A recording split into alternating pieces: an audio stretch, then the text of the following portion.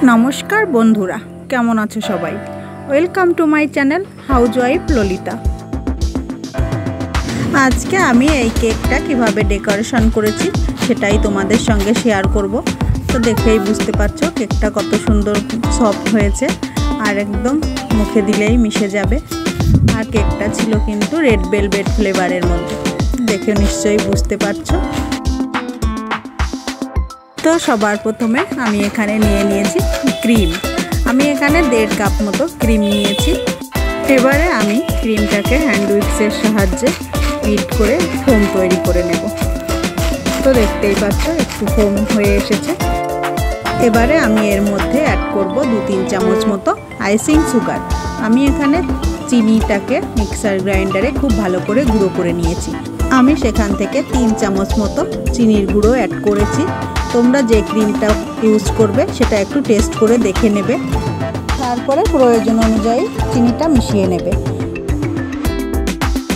তো বন্ধুরা দেখতেই পাচ্ছ মিডিয়াম স্পিডে 3-4 মিনিট বিট করার পরে আমার ক্রিমটা কিন্তু প্রায় তৈরি হয়েই এসেছে।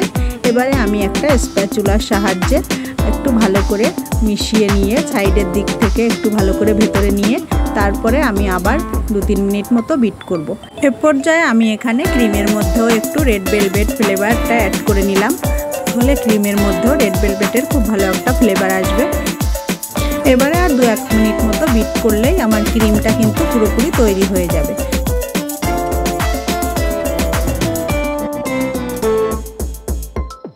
তো বন্ধুরা আমার ক্রিমটা পুরোপুরি তৈরি হয়ে গেছে। এবার আমি চলে এসেছি কেকটা ডেকোরেশনের জন্য।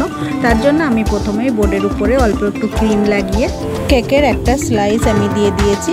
এবারে আমি স্লাইসের উপর দিয়ে দেবো সুগার সিরাপ। এটা খুব বেশি দেওয়ার দরকার নেই, কেকটা একটু ভিজে ভিজে যাবে সেইভাবে দিলেই হয়ে যাবে। বেশি হয়ে গেলে কিন্তু কেকটা পুরো নরম হয়ে যাবে আর খেতেও টেস্ট লাগবে না। এবার আমি পরিমাণ মতো ক্রিম দিয়ে উপরে একটু ভালো করে বিছিয়ে দেবো। এই রেড ভেলভেটের কেকটা আমি আগের দিনেই তৈরি করে রেখেছিলাম। বাবুসোনাকে নিয়ে একদিনে কেক তৈরি করে তারপরে আবার ডেকোরেশন করা খুব চাপের হয়ে যায়। তো বন্ধুরা দেখতেই পাচ্ছ আমার ক্রিমটা পুরো সমান করে নেওয়া হয়ে গেছে। এবারে আমি কেকের আরেকটা স্লাইস বসিয়ে দিয়ে তার উপরেও আমি সুগার সিরাপ দিয়ে দিয়েছি। তারপরে আমি আবার দিয়ে দেব ক্রিম। আমি এখানে কেকটা আজকে 2 লেয়ারেরই তৈরি করব। ক্রিমটা কিন্তু তোমরা তোমাদের পছন্দ অনুযায়ী বেশি বা কম দিতে পারো, তবে খুব বেশি ক্রিম হয়ে গেলে কিন্তু কেকের টেস্টটা আর অতটা ভালো লাগে না। ক্রিমটা একটু অল্প কম কম থাকলেই বেশি ভালো লাগে। এবারে আমি ক্রিমটা খুব ভালো করে সমান করে নেব। আমি কেকের যে বেসটা এটাতে কোনো রকম কালার অ্যাড করিনি, শুধু সাদা ক্রিম দিয়েই কিন্তু দেখতে পেলে আমি পুরো কেকটা বেসটা তৈরি করে নিলাম। এরপরে যখন ডেকোরেশন করব তখন একটু কালার অ্যাড করব। এটা যেহেতু বাড়িতে আমাদের নিজেদের জন্যই তৈরি করছি, আমি যেহেতু কেকের বিজনেস করি না, শুধুমাত্র নিজেদের যখন দরকার হয় তখনই তৈরি করি, তার জন্য সবসময় চেষ্টা করি কালারটা যাতে একটু কম ব্যবহার করা যায়। কেননা খুব বেশি কালার হলে দেখতে হয়তো ভালো লাগে কিন্তু ওটা শরীরের পক্ষে কিন্তু অতটা ভালো হয় না। তো দেখতেই পাচ্ছ আমি ক্রিমটাকে 2 ভাগে আলাদা করে নিয়েছি। এবার একটার মধ্যে আমি কিছুটা পিঙ্ক কালার দিয়ে ভালো করে মিশিয়ে নিচ্ছি। খুব ভালো করে এই মেশানোর কাজটা কিন্তু করে নিতে হবে। এবার অন্যটাতে দিয়ে দিচ্ছি অল্প একটু ব্লু কালার। আমি এই পিঙ্ক আর ব্লু 2 কালার দিয়েই পুরো কেকটা ডেকোরেশন করে নেব। তো দেখতেই পাচ্ছ 2 কালারই আমার তৈরি করে নেওয়া হয়ে গেছে। এবার সাইডে আমি এই ইয়েটা দিয়ে শেপটা দিয়ে একটু দাগ দাগ মতো শেপ করে নেব। তো দেখতেই পাচ্ছ শেপ করে নেওয়া হয়ে গেছে। এবার আমি কেকটা ডেকোরেশন করে নেব।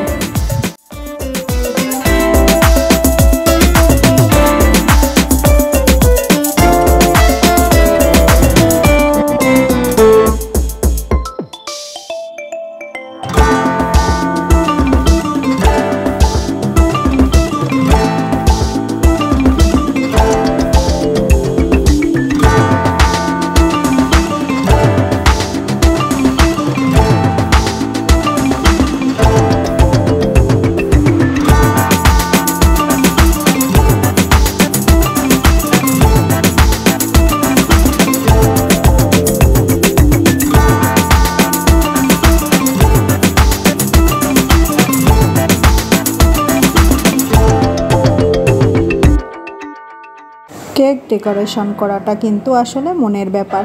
তোমরা যে যেমন পছন্দ করবে সেই অনুযায়ী ডেকোরেশন করে নেবে। আজকে ডেকোরেশন করতে করতে আমার কেকটা কিন্তু বেশ সুন্দরই এসেছিলো। ডেকোরেশনটা ডিজাইনটা বেশ ভালোই লাগছিল। ডেকোরেশন করার পরে যাকে দেখিয়েছি সবাই খুব ভালোই বলেছে। আমি যেহেতু নতুন নতুন কেক করা শিখছি, তাই যদি কেউ একটু ভালো বলে তাহলে কিন্তু খুব ভালো লাগে। পরবর্তী আবার আরেকটা কেক তৈরি করারও মনে একটা উৎসাহ জাগে। তো বন্ধুরা, দেখতেই পেলে আমার কেকটা কিন্তু প্রায় ডেকোরেশন করা হয়ে এসেছে।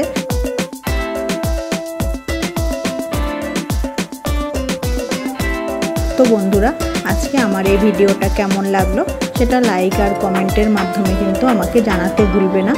আর যদি ভালো লাগে তাহলে চ্যানেলটা সাবস্ক্রাইব করে দিয়ে ভিডিওটা শেয়ার করে দেওয়ার অনুরোধ রইল।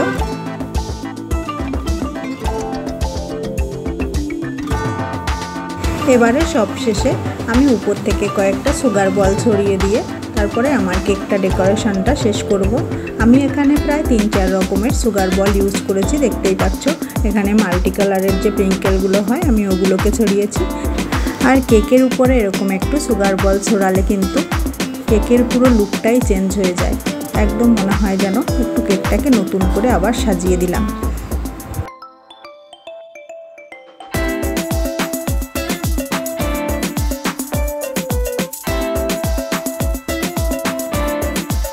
সব শেষে উপর থেকে দিয়ে দিলাম 3টে বাটারফ্লাই।